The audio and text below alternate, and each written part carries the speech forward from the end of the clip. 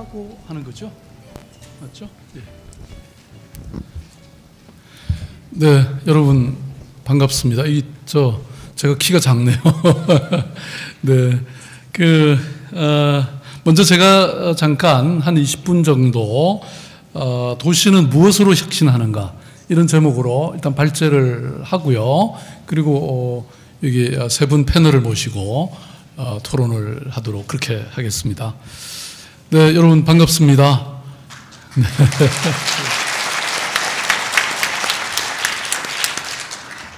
제가 매번 참석하고 있습니다만은 제3회 아시아 미래 포럼에 오신 여러분께 감사와 또 인사의 말씀을 드립니다. 특히 이 행사를 주최해 주시는 한겨레 신문사, 한겨레 경제연구소에게 특별히 제 감사의 말씀을 드립니다.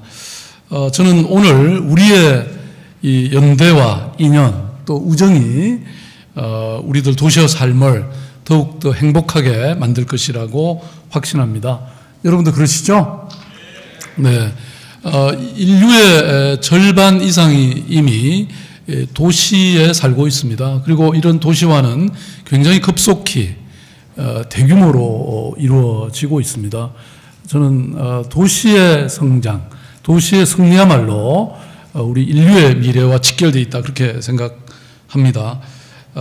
우리 모두 내일을 위해서 고민하기 위해서는 반드시 도시의 문제를 함께 해결하지 않을 수 없습니다.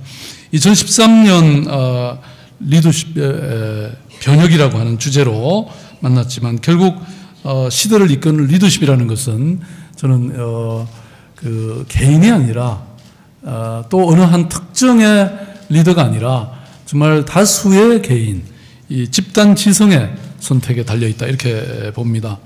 저는 오늘 여러분께 서울이라는 이름에 아주 크고 또 그렇지만 또 동시에 아름다운 이런 성곽과 그 배를 이끄는 선장으로서 새로운 리더십 그리고 그것은 방금 말씀드렸듯이 저만이 아니라 시민들의 리더십을 소개하려고 합니다. 서울이라는 도시가 앞으로 어디로 방향을 잡고 갈 것인지 모두가 우리가 생각하는 그런 혁신에 대해서 얘기를 해보고자 합니다. 그렇습니다. 그간 정부와 시장에 집중되어 있었던 이런 권력은 시민에게로 점차 이양되고 있습니다. 그리고 21세기 전체 인류의 반 이상이 자신의 정체성과 삶의 근거지로 도시를 선택하고 있습니다. 우리의 삶의 근간이 국가에서 도시로 이동하고 있습니다. 그것은 도시가 좀 더 구체적인 어떤 삶과 생활의 배경이자 또 개인들의 정체성의 근원이 되고 있기 때문이라고 저는 생각합니다. 지금은 어느 국가 출신인가가 중요한 게 아니고 오히려 어느 도시 출신인가 이것이 훨씬 더 그 개인의 정체성을 잘 설명해 주는 그런 용어가 됐습니다. 지난 20세기 국가가 통치하는 세계 질서는 대립과 갈등을 수많이 야기했고 그것은 지금도 반복되고 있습니다. 이에 실망한 사람들은 도시에 눈을 돌리기 시작했지요. 국가는 힘을 얻기 위해서 동맹국을 모으거나 또는 이데올로기를 강화하고 또 국방과 애국심을 강조하는 일에 영향을 많이 쏟았습니다. 그러나 도시는 직접적으로 시민들의 주택을 해결하고 쓰레기 문제를 처리하고 상하수도를 공급합니다. 또 버스와 지하철을 운영하고 교육과 문화를 정진시키는 일에 영향을 집중합니다. 사람들은 이제 도시가 국가보다 자신들의 삶에 실질적인 영향력을 발휘하고 있다는 것을 직관적으로 깨닫고 있습니다. 제가 이런 말씀 드리면 오늘 우리 대선 후보들이 상당히 실망하실 것 같은데 이게 진실입니다. 21세기에 들어와서 도시의 가치는 이런 세계 석학들로 인해서 훨씬 더 주목을 받고 있는데요. 최근에 제가 미국의 정치 이론가인 벤자민 바브라고 하는 교수님하고 인터뷰를 했습니다. 이분이 그렇게 말씀하셨습니다. 만약 시장들이 세계를 지배했더라면, 네, 이분이 이런 제목으로 책을 내려고 전 세계 한 30여 개의 도시의 시장들과 이런 인터뷰를 진행을 하고 있었는데요. 아마 저도 포함되지 않을까 싶습니다.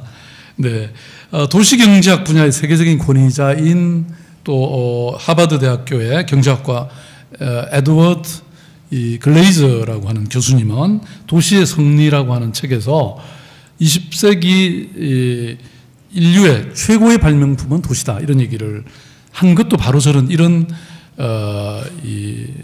제 주장 설명과 맞닿아 있는 그런 주장이라고 생각이 됩니다. 실제로 전 세계는 그 베이징 비엔날레에서도 국가관이 아닌 도시관을 만들었던 이유도 바로 이것이라고 저는 봅니다. 오늘 이 자리에도 도시 혁신 면에서 고유의 성과를 내는 아름다운 도시들 말메하고 또 스페인의 빌바오 두 도시의 시장님과 부시장님이 와 계신데요. 오늘 아마 이 두 도시가 얼마나 시민들의 삶을 행복하게 만들었는지, 얼마나 위기의 도시를 이런 기회의 땅으로 만들었는지를 설명해 주시리라고 저는 생각합니다. 저는 이러한 도시 간의 연대, 도시 간의 교류, 협력이 국가 간의 교류에 비해서 사실은 실질적으로 시민들의 삶에 크게 기여하고 또 행복의 만족도를 저는 높여줄 것이라고 믿고 있습니다. 그래서 개별적으로가 아니라 함께 모색해야 한다고 저는 봅니다. 세계 경제 위기 이후에 이 도시에 닥치고 있는 또 시민들의 삶에 닥치고 있는 수많은 도전과 과제들은 심각한 상황입니다. 양극화와 청년 실업, 또 공동체 해체와 높아지는 실업률, 자살률, 낮아지는 이 출산율, 그리고 급속히 발전해가는 고령화 사회, 이런 것들의 많은 문제들을 해결하기 위해서는 더 늦기 전에 지혜로운 경험을 모아가는 공동의 이런 대안을 마련하는 과정이 있어야 된다고 저는 봅니다. 구성원들의 삶의 질에 눈을 돌리는 도시 혁신이 필요한 것입니다. 그렇다면 우리는 도시를 어떻게 혁신하면 좋을까요? 첫째, 저는 혼자서는 절대로 안 된다는 생각입니다. 누구 한 사람의 창조적 발상, 물론 소중합니다. 그러나 그거보다는 대다수 일반 시민들의 생각과 실천이 저는 훨씬 더 중요하다, 이렇게 봅니다. 여러분, 이 브리테니카보다는 이 위키피디아가 훨씬 더 정확하고 또 가장 빠르게 업데이트되는 백과사전이라는 것, 여러분 잘 알고 계시지 않습니까? 인터넷이라는 오픈 플랫폼이 만들어주는, 입증해주는 참여의 힘, 집단 지성의 힘을 우리는 지금 목도하고 있습니다.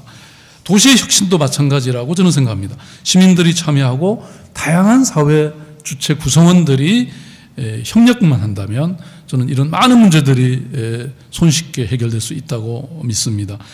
그래서 진정한 의미의 혁신은 저는 개방과 공유, 참여와 협력이라는 이 네 가지 키워드에 담겨 있다고 생각합니다. 다시 말씀드리면 개방형 혁신이 필요하다는 것이죠. 이제 소유의 시대는 막이 내리고 접속의 시대가 열렸다. 이게 바로 여러분 잘 아시는 제레미 러프킨의 소유의 종말이라고 하는 책이 주창하고 있는 바입니다. 누가 더 많이 가지고 있는가가 아니라 누가 더 많이 연결되어 있는가, 이게 훨씬 더 중요한 시대가 됐다는 것이죠. 이러한 접속의 시대에는 적극적인 정보 공개가 필요합니다. 그것이 이 양질의 연결, 접속을 가능하게 하기 때문입니다. 그동안 서울시를 포함해서 공공기관은 정보 공개에 굉장히 꺼려했습니다. 혹시나 우리 잘못이 드러나지 않을까, 이런 생각이었죠. 제가 시장이 되면서 일단 작성되는 모든 공문서는 특별한 사정이 없는 한 공개하는 것을 원칙으로, 말하자면 포지티브 시스템에서 네거티브 시스템으로 이렇게 바꾸었습니다. 그래서 서울시는 정보 소통 광장을 개설했습니다. 아주 예민한 정보조차도 다 벗어라. 그래서 제가 누드 프로젝트라고 해서 아주 그동안 시민들의 관심과 또 논쟁을 낳았던 여러 주제에 대해서 정보를 하나도 남김없이 다 공개해라, 이렇게 지시했습니다. 그리고 서울시가 보유하고 있던 그동안 굉장히 많은 양의 데이터베이스를 다 몽땅 공개하기 시작했습니다.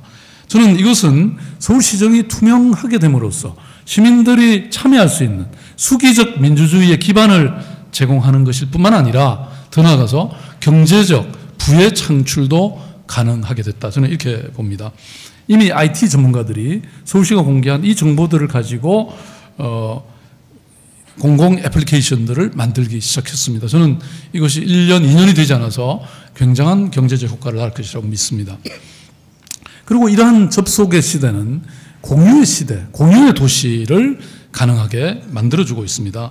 저는 얼마 전에 서울시가 앞으로 지향하고 펼쳐나갈 공유도시 서울, 이런 것을 발표했습니다. 여기에는 시민의 참여와 협력이 활성화된 사회혁신의 수도로서 서울을 만들어가겠다는 제 의지가 담겨 있습니다. 지금까지 시민들은 정책이나 도시 인프라를 소비하는 일방적, 수동적 소비자의 입장에 머물렀습니다. 그러나 이제는 집단지성의 힘으로 스스로 필요한 서비스를 만들어가거나 적극적으로 참여하고 협력함으로써 스스로 자신의 삶을 바꾸는 변화의 주체로 나아갈 수 있게 됐습니다. 앞으로의 서울시는 그렇게 시민의 눈높이에서 시민이 스스로 주체하고 스스로 정책 결정에 참여하는 정책의 결정자로 그럼으로써 혁신하고 공유하는 그런 도시로 나아갈 것입니다. 서울시는 굉장히 작은 것부터 혁신함으로써 공유의 도시로 나아가고자 합니다. 우선 서울시 거주자 우선 주차장의 10%만 주차장 공유에 참여한다면 주차면을 3,725개면을 만드는 효과가 생겨날 것입니다. 지금 저한테 오고 있는 수많은 민원 중에 주차장 만들어달라고 하는 요구가 굉장히 많습니다. 서울에 땅이 있습니까? 서울에 돈이 있습니까? 예, 저는 이러한 이 주차면의 공유에 의해서 약 1,862억 원의 예산의 절감 효과를 거두게 될 것입니다. 두 번째로 도시민박에 1,000가구만 참여하신다면 50개의 객실을 가진 호텔 20개를 건설하는 것과 똑같은 효과를 낳게 될 것입니다. 지금 서울시는 관광객이 막 몰려오는데 호텔이 없습니다. 호텔을 지을 땅조차 없습니다. 이미 있는 이 집들을 활용하겠다는 것이죠. 그 다음에 공공기관의 강당이나 회의실 등 유휴 공간을 500개만 공유하면 10개의 강의실을 갖춘 커뮤니티 센터를 짓는 거나 마찬가지 효과가 있다. 이런 얘기입니다. 그래서 이미 서울시는 벌써 우리 자치구 구청장님들과 함께 협력을 해서 벌써 한 300개가 넘는 공간을 이미 온라인에 공개를 해놨습니다. 여러분들이 살고 계신 지역에서 얼마든지 신청해서 아주 싼 값에 이용하실 수가 있게 되어 있습니다. 저희들이 2013년 서울의 공유도시 사업에 약 16억 원의 금액을 투자하기로 이미 예산을 작성하고 있습니다. 이 16억을 가지고 기대 효과는 약 1,675억 원으로 추산하고 있습니다. 이게 뻥튀기 10배가 뭡니까? 그러면 한 100배의 뻥튀기 효과가 있는 셈이죠. 네. 서울 시민은 또한 시간을 공유할 것입니다.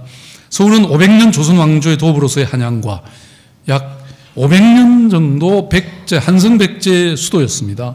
이런 긴 역사, 이런 많은 유적들을 복원하고 또 한양 도성과 같은 이런 지금까지도 상당한 이 괜찮은 모습으로 남아있는 이런 것을 복원함으로써 도시의 생명력을 공유하고 또 미래로 연장할 것입니다. 이러한 혁신을 통한 공유의 가치들은 본격적인 생활의 공유를 통해서 시민들의 삶에서 직접적인 빛을 발할 것이라고 저는 믿습니다. 마을 공동체 사업이 대표적인 것입니다. 아이들과 함께 아이들을 키우고 가르치고 문화를 함께 즐기고 먹거리를 함께 나누고 주택과 건강에 이르기까지 공유의 개념과 공존의 가치 속에서 개인의 삶과 행복과 관계를 회복시켜 나가게 될 것입니다. 이렇게 되면 도시의 많은 문제들, 우리가 직면하고 있는 이런 범죄, 성폭력, 학교폭력, 자살률, 저출산, 또 이 보육의 문제, 이런 많은 문제들을 해결할 수 있을 것입니다.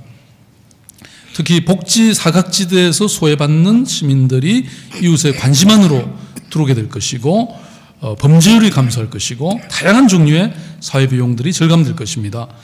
사실 본래 도시라는 것이 왜 생겨났는가? 도시에 왜 많은 사람들이 모여드는가?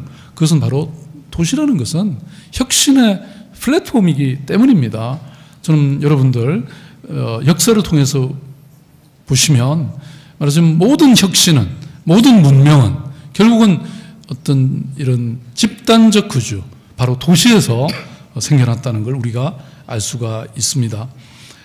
다만 지금까지 도시가, 또 서울이 도로라든지 공원 또는 광장과 같은 하드웨어 측면에 1차적인 이런 공유였다고 한다면, 이제는 이런 물적, 인적 네트워크는 말할 것도 없고 지식과 정보를 공유함으로써 2차, 3차의 공유 시스템을 구축하고 또 자원을 효율적으로 활용하게 되는 그런 시대로 나아가고 있습니다. 다시 말씀드리면 도시는 재구축되고 재구성될 것입니다.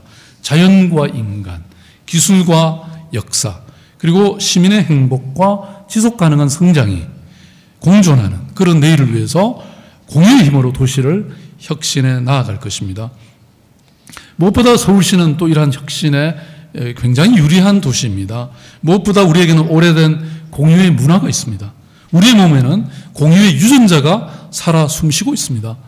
뿐만 아니라 이런 아주 밀도가 높은, 인구 밀도가 높은 서울시는 때로는 불리하게도 작용하지만 또 공유에 필요한 시간과 정보, 비용을 줄여주기도 합니다. IT 발달이라든지 SNS 사용이 활발해지면서 정보와 지식, 또 정신과 공감대 이런 거침없는 소통이 가능해지는 도시이기 때문입니다. 이러한 모든 환경은 오늘 우리 안에서 관계의 회복과 또 신뢰성을 아주 지극히 높여줄 것이라고 저는 믿습니다. 그렇다면 이 모든 공유와 공존, 이것을 구체적으로 어떻게 만들 것인가? 이것을 고민하지 않을 수 없는데 이것은 바로 시민들의 참여에 의해서 가능하다고 저는 믿습니다.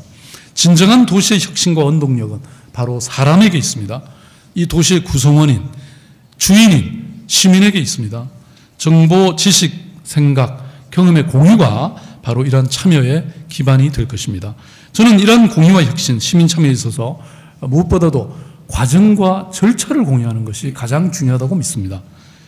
과정이 공유되지 않으면 그 생명력은 오래 가지 않습니다.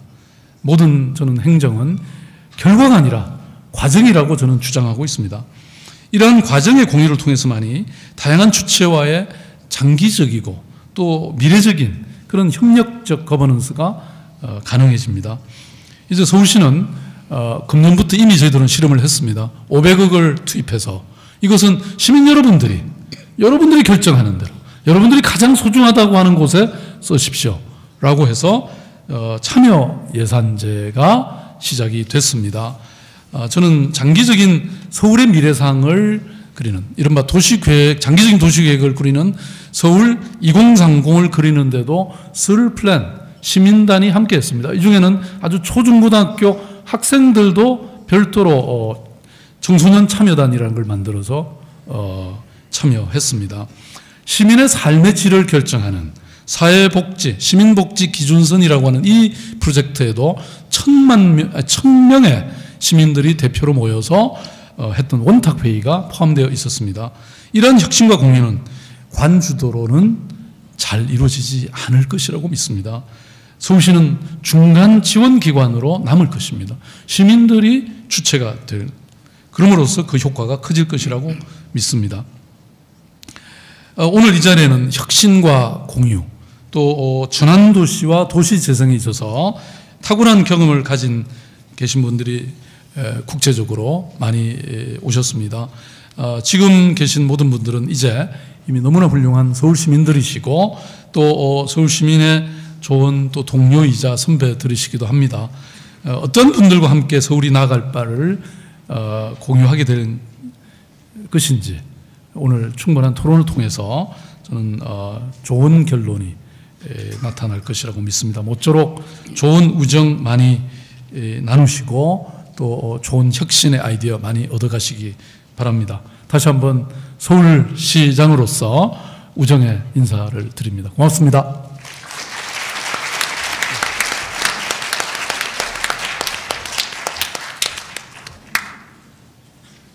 예, 사실은 오늘 오신 이 국제적으로 이미 또 자신의 도시에서 이런 혁신을 해보신 분들을 먼저 모시고 말씀을 들어주셔야 되는데 아마 나중에 따로 또 말씀하실 기회가 있을 것이라고 믿고요. 우선 저는 우리 스웨덴 말메 시장님한테 말씀을 좀 드리고 싶습니다. 시장님 들리시죠? Yes. 예. 제가 이제 말메를 제가 가서 그 뭐죠? 터닝 토로소라고 하는 아주 기념비적인 건물이 있는데 그때 우리 여기 서대문 구청장님 또 김영배 성북구청장님 두 분 같이 가서 뵀었죠. 그런데 1980년대는 굉장히 경제 위기가 이 말메를 덮쳤다고 합니다. 그래서 여러분 그 말메 눈물이라고요. 큰 크레인이 바로 이 우리 한국의 울산으로 이렇게 이전하면서 조선업이 말하자면 말메에서부터 울산으로 이렇게 옮겨갔었죠. 바로 그 피해를 직접 당하신 곳이 이 말메인 곳인데요. 그런데 제가 가보니까 이 말메가 굉장히 재생의 프로젝트를 잘 하셨는데 그 핵심 키워드가 친환경, 생태적인 도시를 만들겠다는 그런 목표였고 그것이 굉장히 성공한 것을 저희들이 확인할 수 있었습니다. 그래서 제가 우리 일말 리팔루 이 말메 시장님한테 좀 물어보겠는데요. 도대체 이런 위기의 도시를 어떻게 이렇게 성공적인 도시로 전환시켜 내실 수 있었는지 그 동력, 원동력이 무엇이었는지 좀 듣고 싶습니다.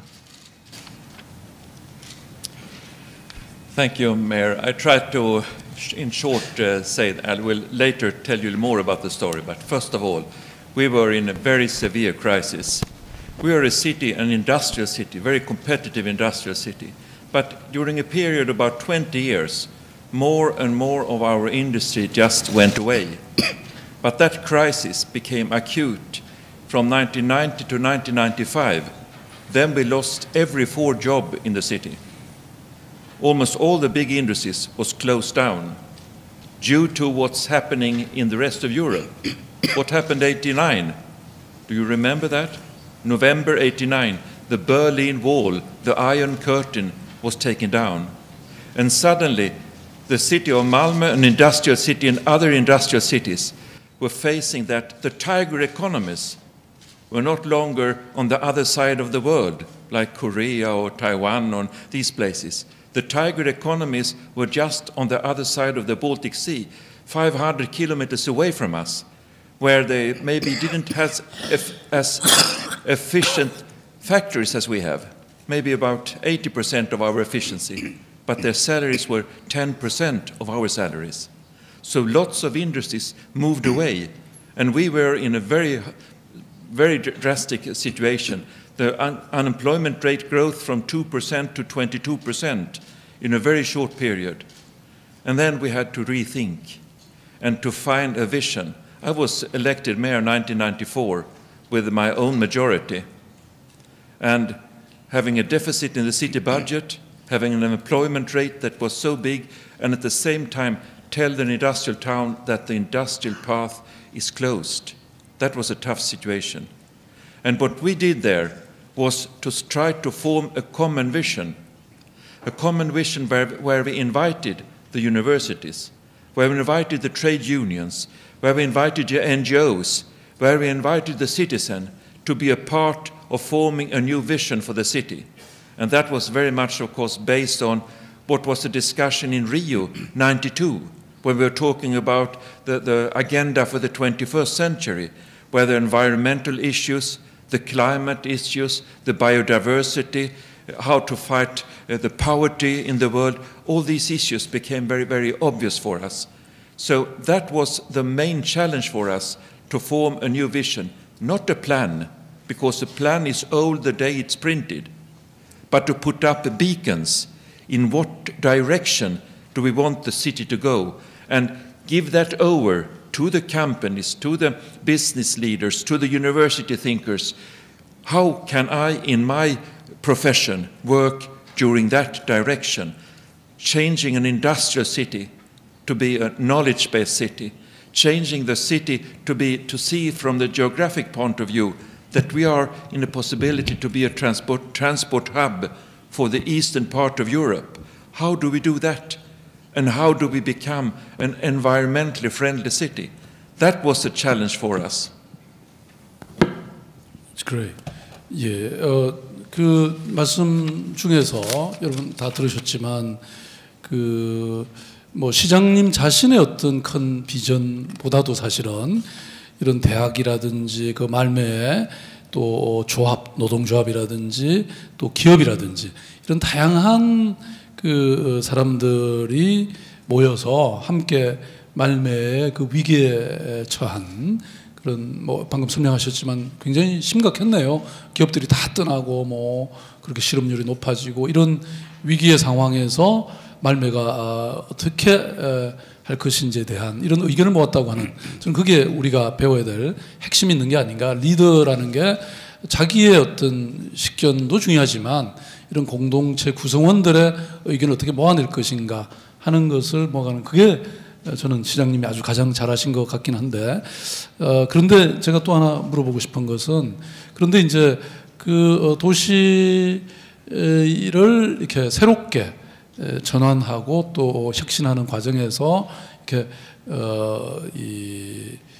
그 친환경, 환경 수도로, 환경의 도시로 만들겠다고 하는 게 그렇게 나오게 된 것인지, 그래서 그 도시의 비전을, 그러니까 말하자면 새로운 전환, 새로운 도시를 향한 어떤 이 주제를 그렇게 환경이라고 하는 것으로 맞춘 어떤 배경이라고 할까요? 그런 어떤 혁신의 이 배경에 대해서 말씀을 좀 해주시면 좋겠습니다. First of all, I'm an architect from my profession, and I've been an environmentalist all my life.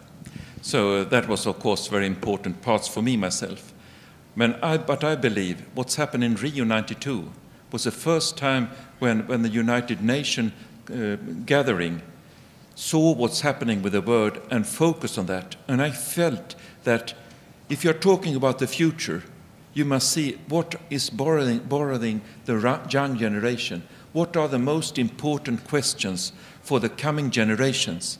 And that was so much focused on how we are handling the nature, how we're taking care of the biodiversity. At that time, when we were an industrial town, you can say that we have a neighbor town called Lund. That was a university town. There they were thinking very much about environment and things like that. But in the city of Malmö, we were creating money. We were having jobs and getting money, and in that way buying the better life. But that was not the right way from the young people to see it.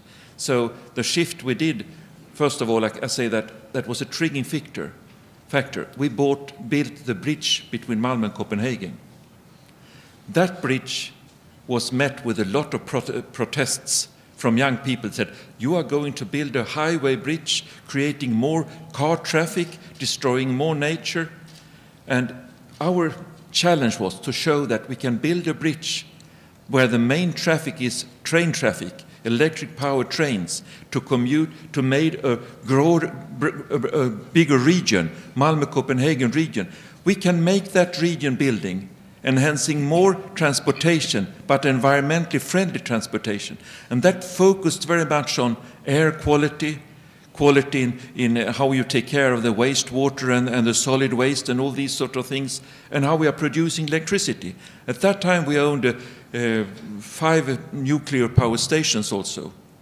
We sold them off. We said that we are not going to be owners of nuclear power station. We sold them to the German company of E.ON, and we used that money to build the new infrastructure for the city and having a brand new university located just in the city center. And let me tell you something also about that. You know, normally you talk about a university, a place where there every year is coming a lot of young people with their best education are coming out. But a university is something more. That's a generator of the city life. And we said, we don't have any want to have a campus university. We want the university to be in the city center. We want to see the squares, the streets in the city, to have an impact of 25,000 young people coming to our city, studying in our city. So we changed the picture of the industrial city with the location of the university. And that enhanced the cultural life, that enhanced the restaurants, all the life of the city. And that changed the image of the city. And you said about the turning torso, the screwed building that we had. That was come instead of, first we had the world's biggest crane, the Kockums shipyard crane. You can see that all over the province. And when we took that away, that lots of people felt that you are taking our history away, this history of the city. And it was taken to, not to Busan, but in Ulsan where it stands, and it's painted red, and it's Hyundai written on it, and it's on the biggest shipyard in the world, where it should be, of course. But when that was taken away, there was a hole in the sky for the people. And we had to fill that hole of the sky. And we filled that with a new building that's 100% fueled by locally produced renewable energy. So it's not only a very beautiful piece of architecture, but it's also a building signaling the new vision for the city, the sustainability. 예, 박수가 저절로 나오네요. 예. 아마 여러분 그 터닝 토로스라고 치시면요, 그 아주 이상한 빌딩이 하나 나옵니다. 그러니까 우리 여치집 같은 이게 아마 그 말매의 전환의 한 상징적인 건물이 아닐까 이렇게 생각이 되는데요. 지금 방금 말씀하신 것 같이 뭐 여러 가지 그 친환경 교통 시스템이라든지 또 원전에 관한 새로운 생각 이런 게 참 앞서 있었던 거잖아요. 지금 저희들이 이제서야 지금 많은 고민들을 하고 있는데 사실 그걸 지금 이 전환을 시키려고 하니까 참 여러 가지 고통이 함께 따릅니다. 그래서 이런 좋은 비전들을 시대에 앞서서 또 가지게 된다는 것도 참 중요한 일인 것 같네요. 자, 다음으로 이제 제가 우리 이본 아레소 스페인 빌바오의 부시장님과 말씀을 나눌 텐데요. 부시장님은 이 도시 디자인의 신화로 불리우는 이른바 빌바오 마스터 플랜의 기획자이십니다. 사실 저도 빌바오 가면서 빌바오는 이미 저뿐만 아니라 많은 전 세계 사람들이 구겐하임 미술관을 이렇게 유치하고 또 문화예술, 창조산업, 또 사회혁신 이런 것을 통해서 도시를 이렇게 전환시켜낸 혁신해낸 이런 사례로 꼽히고 있는데요. 우선 이 빌바오 마스터 플랜의 핵심은 부시장님 뭐였습니까?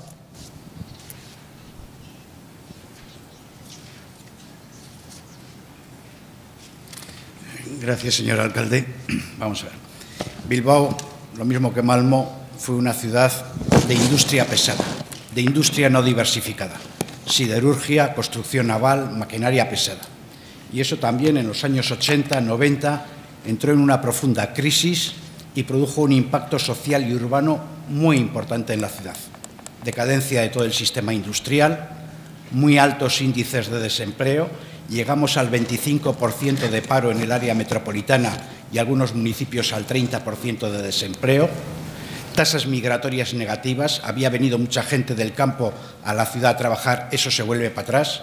Problemas de deterioro medioambiental. Las ciudades industriales siempre habíamos sido deterioradas medioambientalmente, con la crisis eso se agrava mucho. Y todo ello además trajo problemas de marginación social, pobreza, paro, era la época de la droga, de la heroína, y tuvimos que hacer frente a esa situación. Yo, en aquel momento, yo soy también arquitecto, fui el director del Plan de Bilbao antes de ser un cargo electo, de un cargo político, y en aquel momento lo que nos preocupaba era el paro, el desempleo. Yo voy a ser políticamente incorrecto, pero voy a ser sincero. No nos preocupaba el medio ambiente, nos preocupaba el desempleo. Primero comer y luego filosofar. Y por tanto tuvimos que hacer una planificación para ver cómo podíamos recuperar el empleo. Y sabíamos que el empleo en el futuro, básicamente, mayoritariamente, iba a estar en el sector terciario, en el sector de los servicios. Yo con esto que acabo de decir, no quiero que ustedes saquen la conclusión que, de haber sido todos trabajadores de la industria, decidimos pasar a ser todos camareros o trabajadores de los servicios. Para nosotros la industria era nuestra tradición y nuestro saber hacer, y por tanto nos interesaba tratar de reconvertirla y tener una nueva industria. Pero esa industria nueva, competitiva, robotizada, va a generar en el futuro riqueza, pero no empleo masivo como producía la industria anterior. Pero en cualquier caso, no hay que renunciar a generar riqueza. Lo que pasa es que hay que buscar otras fuentes de empleo para repartir la riqueza, y esas otras fuentes de empleo van a estar básicamente en el sector terciario y en el sector de los servicios. Por tanto, nos pusimos a hacer una planificación para conseguir ese objetivo. Y toda planificación que hace la administración pública busca el bienestar de los ciudadanos. Pero ustedes dirán, bueno, ya le ha salido a usted, ya te ha salido a ti la vena política, porque eso del bienestar de los ciudadanos es un término muy vago. Y tú has dicho que eres técnico, concreta más eso. Y para mí, para que una ciudad ofrezca calidad de vida a sus ciudadanos, tiene que ofrecer dos cosas. La primera, un sitio agradable para vivir, con muy buen medio ambiente, paseos, parques, una ciudad agradable, con oportunidades de ocio, oportunidades de cultura, acceso a la vivienda. Pero para que una ciudad ofrezca calidad de vida a sus ciudadanos, eso no es suficiente. Tiene que ofrecer además un mayor nivel de renta, más empleos y lo mejor remunerados posible. Si yo vivo en la ciudad de Corea más bonita, o de Europa, o del mundo, y no tengo trabajo, estoy en paro, no tengo calidad de vida. Yo hace un mes estuve en Andong, en Corea, en un congreso de ciudades frente al agua, y aproveché el viaje también para estar en China en un congreso de ciudades hermanas, cuyo lema era Ciudad Verde, Ciudad Feliz. Y yo les dije, una ciudad verde será una ciudad feliz, pero no es suficiente, porque los ciudadanos no serán felices si además no tienen trabajo. Pues bien, ¿qué es lo que pasaba en las ciudades como Malmö, Bilbao, las de industria pesada? Que generalmente estos dos conceptos urbanísticamente eran contradictorios. Éramos ciudades muy ricas, que generábamos mucho empleo, pero muy deterioradas para vivir, de muy poca calidad de vida.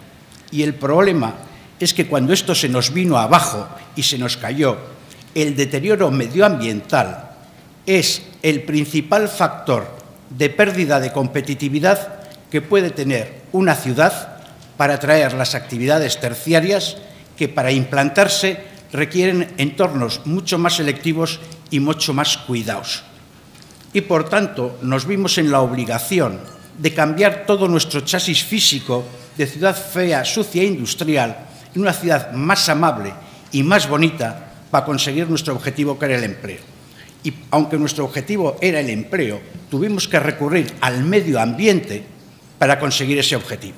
Es decir, para mí el medio ambiente fue una necesidad y un medio para conseguir el objetivo, que era el empleo. El tema medioambiental es muy importante para la calidad de vida de los ciudadanos, pero creo que es una condición necesaria, pero no suficiente. Hace falta también el empleo y el trabajo.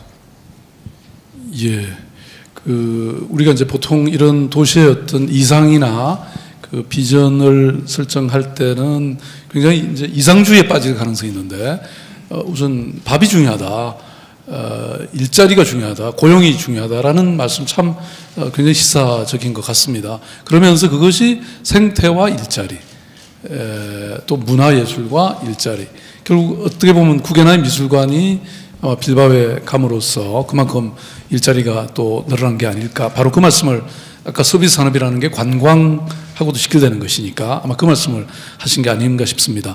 제가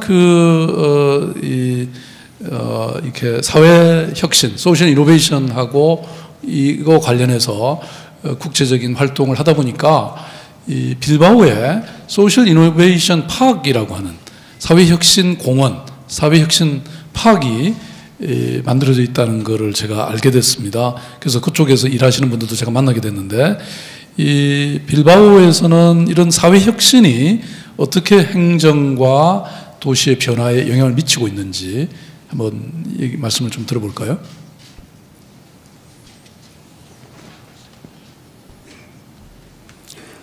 En Bilbao, el proceso de transformación en una primera fase no contó, digamos, con el apoyo social mayoritario. Hizo falta liderazgo. Nosotros tuvimos que ir a las entidades, digamos, no tanto sociales como a las universidades, a las empresas, a los empresarios, a los colegios profesionales, para crear nuestro plan estratégico. La ciudad, los ciudadanos, con la crisis y el desempleo, habían agotado su modelo y no tenían mucha fe y mucha esperanza en el futuro. Hizo falta, digamos, organismos un poco más supra, con una visión más académica, para poder poner en marcha este proceso. Posteriormente, a pesar de esa falta de creencia y de fe en el futuro, la sociedad se fue animando, vio viendo el progreso y se sumó a ella. En este momento, para nosotros, hemos conseguido hacer una transformación urbana para pasar, digamos, de esa ciudad fea, sucia, a una ciudad amable y de servicios. Pero a través de estos trabajos de innovación que usted me está planteando, las ciudades no se pueden paralizar ahí. Hemos tenido muchos premios, más o menos eso lo sabemos hacer, pero tenemos que seguir avanzando. Y nosotros estamos comenzando ahora nuestro segundo plan de transformación estratégica. Si hemos pasado de la ciudad fea y sucia a la ciudad amable, ahora queremos pasar de la ciudad amable a la ciudad inteligente. Y este es un poco el trabajo que con estos grupos estamos tratando de impulsar de nuevo para ver si comenzamos un segundo plan de transformación de la ciudad. 말메나 빌바오나 정말 굉장히 아까 두 분이 설명해 주신 것처럼 어려운 이런 환경에서 오히려 그 도시가 위기를 말하자면 기회로 만들어낸 그런 사례를 말씀해 주신 것 같습니다. 당쉐랑 홍콩 과기대 교수님이 이렇게 앞에 나와 계신데요. 사실 중국의 경우에도 지금 굉장히 큰 변화가 지난 한 20-30년 동안 있었던 것 같습니다. 특히 이제 2012년 말 시진핑 또 리커창 신임 공산당 지도부 출범 이후에 중국에 대해서 아마 따로 발제도 해주신 것 같은데 중국이야말로 이제 인구도 많고 또 도시화도 굉장히 많이 진전되고 있는데 중국의 도시들에서 이런 어떤 도전들이 있고 또 그 도전을 이렇게 어떻게 해결하는 그런 계획을 세우고 계신지 한번 듣고 싶습니다. Thank you very much for Major Mr. Park's introduction. All your three are bosses of cities. I'm not a boss of a city, but fortunately, I'm advisor to three cities.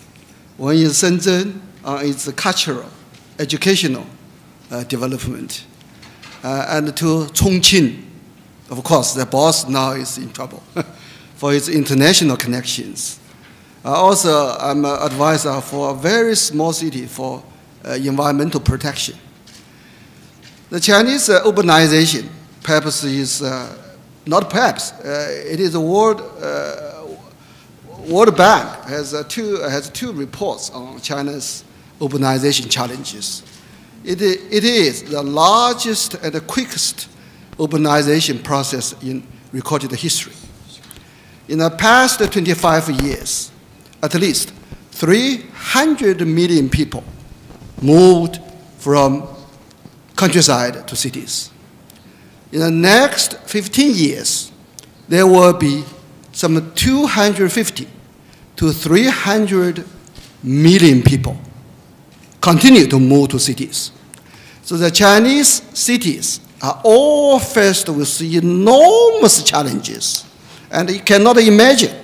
They have to handle this issue within the next 10 to 15 years. And therefore, in my view, all your three measures, you should go to China to organize seminars, to teach China's city management how to handle different sizes of city challenges. And for me, I'm particularly concerned with two issues. Number one, how to maintain a balance for big cities between creativity, innovation on the one hand, and affordable housing on the other hand. That is a very crucial issue. We know that in Asia, because in most Asian countries, we have very high density of population. Therefore, mega cities are everywhere in Asia. But when the city size becomes expanding, when people move in, then you have the problem. Most people cannot afford living in the city. They cannot enjoy the benefits of the city. This is true for Beijing, for Shanghai, for Guangzhou, for Shenzhen, and for Hong Kong as well. Hong Kong is such a rich city, but 2/3 of the population cannot afford the housing prices. I think that is crucial. If you cannot do this, you cannot maintain the diversity and the creativity of big cities. My second concern is very related to this, because for the past 30 years, I have been student or professor at different universities in America, in Australia, in China, in Hong Kong, in Europe. I'm very, very impressed by two things, which are very contrasting. When you have huge cities like Seoul, like Tokyo, like Beijing, Shanghai, of course, you have a number of great universities. That's not difficult to do, because you have a huge population, you have huge resources. But also, you look at America, you look at Europe, they have very small cities, but they have very great universities located in the small cities. Why we Asian people cannot do this? Why we have to concentrate universities in very big mega cities? I take Cambridge in the United States as my second hometown, because I spent 10 years there, I married there, my 2 kids were born there. I love it so much. Cambridge is nothing if we do not have Harvard, MIT, all right? It is the same in England, Oxford, all right? It is the same in Germany, Hamburg, Heidelberg, Göttingen. You have very small cities, you have great universities. Why we Asian people cannot do this? Why we cannot create great universities in small cities? And those great universities located in small cities will bring enormous cultural, technology, educational diversity, and creativity to the national development. And that's my big concern. 우리 딩쉐랑 교수님 말씀을 들어보니까 너무 도시에 집중되는 현상에서 우리가 왜 지방 분권도 참 큰 이제 화두인데 이렇게 꼭 큰 도시가 아니라 이렇게 그 큰 도시에 인구가 집중되다 보면 교통이나 이 주거의 문제가 심각해지니까 그걸 이렇게 분산시키는 것도 큰 혁신이다. 이런 말씀에 참 공감이 갑니다. 서울도 사실은 지금까지는 인구가 계속 늘다가 최근에 와서 조금 줄고 있는데요. 이것이 앞으로 도시 계획이나 도시를 이렇게 우리가 디자인해 갈 때 굉장히 참고해야 될 아주 중요한 말씀을 해주신 거라고 생각합니다. 지금 이제 시간이 많지는 않은데요. 그래도 우리 플로어에서도 질문을 하실 수 있도록 제가 하겠습니다. 지금 시간이 얼마나 남아 있죠? 한 3분? 시장님 괜찮으신? 그거밖에 없어요. 큰일 났네. 시장님 괜찮으신 시간만큼 남았습니다. 제가 그러면 제가 괜찮나요? 한 10분, 20분 해도 괜찮나요? 네? 아니 우리 비서관들이 10분, 5분. 아니 그러면 10분으로 좀 해주세요. 제가 이 비서관 말을 잘 들어야 되거든요. 저 플로어에서 한 2분 정도의 질문을 제가 받겠습니다. 네, 손을 들어주시면 질문자를 정해드리도록 하겠습니다. 10분 시간 있으십니다. 네, 여기 앞쪽에 계신 여자분. 네, 저쪽 여성분 마이크 주시죠.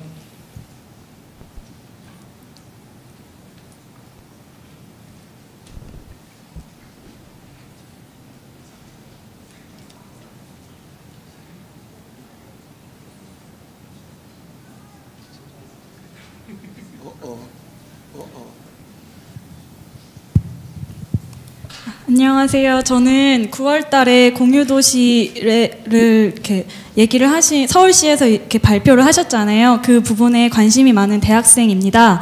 저는 지금 박원순 시장님께서 얘기하신 도시는 공유의 플랫폼이라는 말에 많이 공감을 하고 있고, 그리고 예를 드신 위키피디아 같은 경우에 집단 지성의 힘에 대해서도 많은 공감을 하고 있는데요. 근데 무엇보다 위키피디아나 집단 지성의 문제는 좀 신뢰적 측면에서 조금 문제가 있다고 볼 수 있습니다. 만약에 서울시가 공유 기업과 시민 사이에서 중간자의 역할을 할 때 행정적인 신뢰도나 이런 거는 구체적으로 어떻게 보강을 할 수 있는지 궁금해서 여쭤보게 되었습니다. 예, 또 질문 한 분, 저보다는 우리 해외 참석자들한테 해주시면 좋을 것 같습니다. 네, 저쪽 뒤에 계신 남성분께 마이크.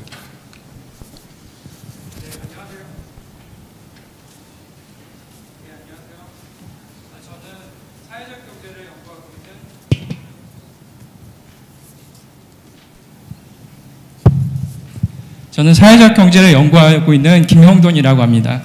저는 빌바오 부시장님, 이번 아레소 시장님께 질문하고 싶습니다. 아무래도 큰 도시를 변혁을 하면 행정 관료들이 같이 변해야 되는데요. 그런 행정 관료들이 그 큰 변화에 좀 수동적으로, 그러니까 시장이 바뀌게 되면은 능동적으로 대응하는 척하지만 근본적인 변화가 되게 어렵거든요. 저 같은 경우는 이제 행정 관료들과 같이 프로젝트를 하면서 성과 중심의 지표에 메모리 돼서 근본적인 변화를 이끄는 게 아니라 단기간에 그 목표에만 치중해서 근본적인 변화에서 벗어나서 제대로 된 변화가 일시적으로 있는 것 같다가 지속적이지 못하게 시도로 끝나는 경우가 많은데 그런 것들을 어떻게 리더십을 보여서 이끌어 오셨는지 그 부분이 궁금합니다. 네, 혹시 또 질문할 분 계세요? 예, 그러면 예, 우리 이번 아레소 빌바오 부시장님 답변을 해주시죠. Yo muchas veces me suelen preguntar por qué en Bilbao se consiguió esto y en otros sitios es más difícil. Mi contestación inicial es porque la necesidad hace virtud. Una ciudad que se muere, que se hunde, tiene mucha más necesidad de reaccionar y sus políticos no pueden perder el tiempo en discusiones y se tienen que poner a trabajar por el objetivo. O sea, uno de los motivos fue el gravísimo problema que tuvimos. Pero sí le quiero decir una cosa. Normalmente este tipo de actuaciones son pluricompetenciales y afectan a muchos sectores. Y la disciplina en materia de planificación estratégica dice que es muy importante el encuentro de lo público y lo privado.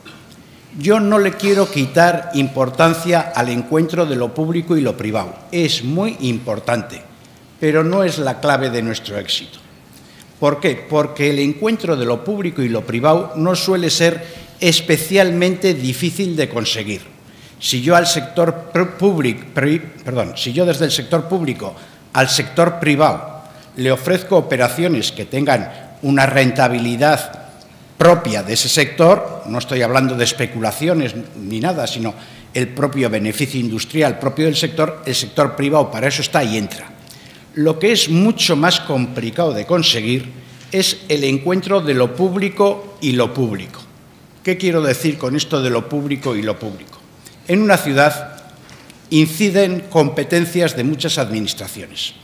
En el caso nuestro de Bilbao, el Gobierno español, el Gobierno vasco, el Gobierno de la provincia de Vizcaya y el Gobierno del municipio. Todos ellos muy celosos de las competencias y de sus presupuestos. Ponerlos a todos juntos, remando en la misma dirección, eso es mucho más difícil de conseguir que el encuentro de lo público y lo privado. Y, por tanto, esa es una condición absolutamente necesaria de ese cambio de mentalidad pública al que usted alude. Voy a poner dos ejemplos que se entenderán perfectamente. Que actividades sectoriales públicas, como pueden ser el ferrocarril, que es público, o el puerto, que es público, y que se encuentran cómodos en una determinada posición, renuncien a su interés sectorial y en beneficio del interés general se muevan o se trasladen, eso es mucho más difícil de conseguir que luego en los suelos liberados de esas actividades ferroviarias o portuarias, contar con el sector privado para hacer desarrollos urbanos. Por tanto, primero, nosotros tuvimos la suerte de la necesidad que nos obligó a centrarnos en nuestros objetivos y conseguimos el encuentro de lo público y lo público, que es fundamental para una operación de este tipo. 네, 저한테 아까 질문에 대해서 답변을 잠깐 드리면, 저는 우리가 이른바 집단 지성 또 대중에 대한, 저는 시민들에 대한 신뢰를 갖느냐의 문제인데요. 이 집단 지성이나 그 이른바 위키노믹스, 위키피디아식 이런 어떤 행정이 저는 가능하다고 하는 것은 저는 대중은 늘 바르다고 저는 생각합니다. 저는 얼마 전에 제가 이 임대주택의 정책을 좀 둘러보기 위해서 서울 시내에 있는 임대주택 단지 3군데를 둘렀는데, 그 임대주택에 사시는 분들은 대체로 취약계층이고 지식의 힘이 떨어질 거라고 저는 생각을 했습니다. 선입견이었죠. 제가 가서 보니까, 말씀을 들어보니까 저는 아주 최고의 전문가들이 아닌가. 왜냐하면 현장에서 삶 속에서 모든 걸 체험하고 경험했던 것들이기 때문에 그거 잘 정리만 해도 저절로 임대주택에 대한 종합 대책이 나오겠더라고요. 그래서 물론 이제 저는 그런 어떤 절차를 거쳤다 하더라도 또 우리 전문가들에 의해서 또 우리 서울시 공무원들에 의해서 당연히 재검토하는 과정은 거치죠. 그렇지만 저는 기본적으로 우리가 그동안 현장에서의 이런 시민들의 목소리를 굉장히 우리가 듣는 것에 게을리했다. 저는 그런 반성을 오히려 많이 하고 있습니다. 그래서 그렇게 정책이 잘못될 가능성은 굉장히 적다는 말씀을 드리고요. 오늘 우리 리팔루 시장님이나 또 딩쉐랑 교수님한테도 아마 많은 그 말씀을 훨씬 더 듣고 싶은 것들이 있긴 합니다만, 아마 또 이어지는 세션에서 3분 더 추가로 말씀하실 기회가 있으니까 오늘 이 세션은 일단 이것으로 마감하겠습니다. 여러분 박수 좀 보내주시죠. 고맙습니다.